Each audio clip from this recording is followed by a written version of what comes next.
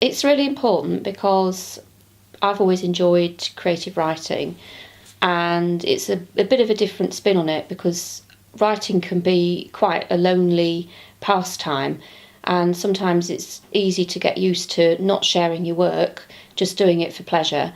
But on with the Talespinners 2 festival, the idea is you actually read out your work, or you don't even have to read your work out. You might have a story that you can just recall from memory. It might just be your own story about your life. But you have to be prepared to read it out in front of an audience.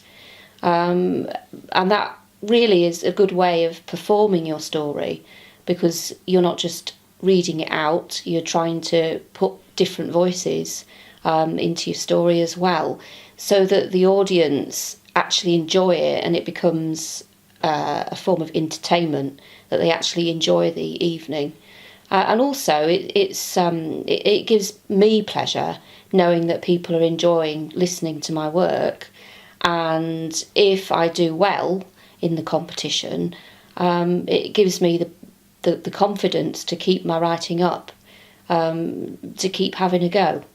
You've got 3 stories shortlisted. That's a lot. It is. Tell us about what are the stories and when will you be reading them out? Well, 2 of the stories are comedies. Actually wrote them quite a long time ago. They're very different comedies, but they are quite humorous. The 3rd story is different again because I have such a love of history. I've done a biography of Henry VIII on his deathbed, and he's actually visited in turn by each of his 6 wives.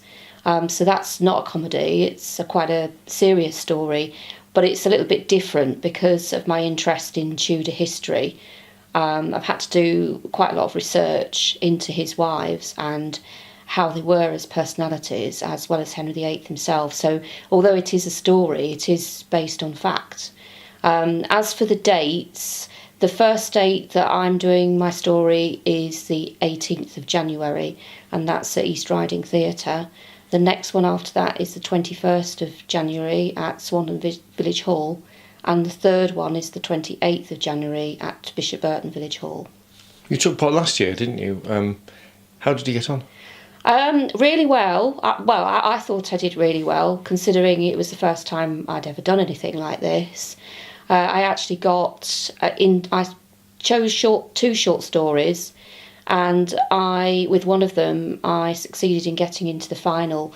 I think there were over 50 entries, and I got into the last 9, and I was just so pleased to get into the final because I didn't expect to get that far. So that's given me the incentive to have another go this year as well.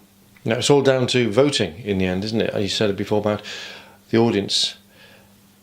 It's a popularity contest then, is it? Or is it a case of the best story wins, or the best 2 stories go through?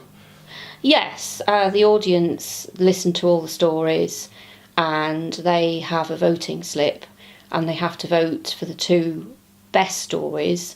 So it can be a little bit subjective because it's a little bit like art. People know what they like, people know what they don't like so much. But if the majority vote for a certain story, then that story will win the heat, and then they will then go on to the final with that story. But it's not just the best stories. I think the 2nd or 3rd choices from each heat go through as well. So for the actual final, there are more than 6 entries. I think there could be as many as 8 or 9. What sort of prize would you win?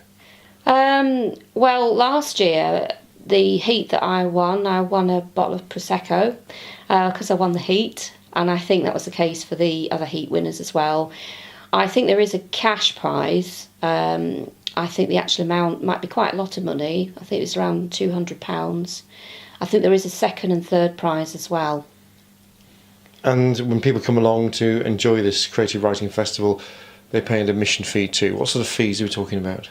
The fees range from £6 right the way through to £15, because at one of the venues there is actually a meal provided as part of the evening's entertainment, and that one does cost a little bit more. That's £15.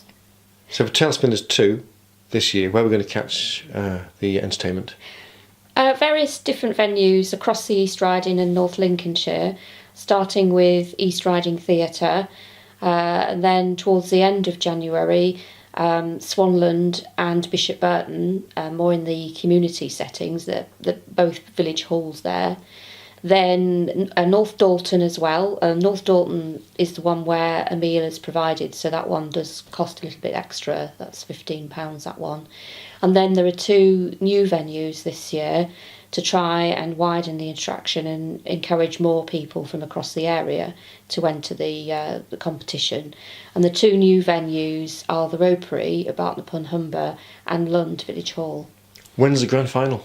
The grand final is the 31st of January, and that is at East Riding Theatre.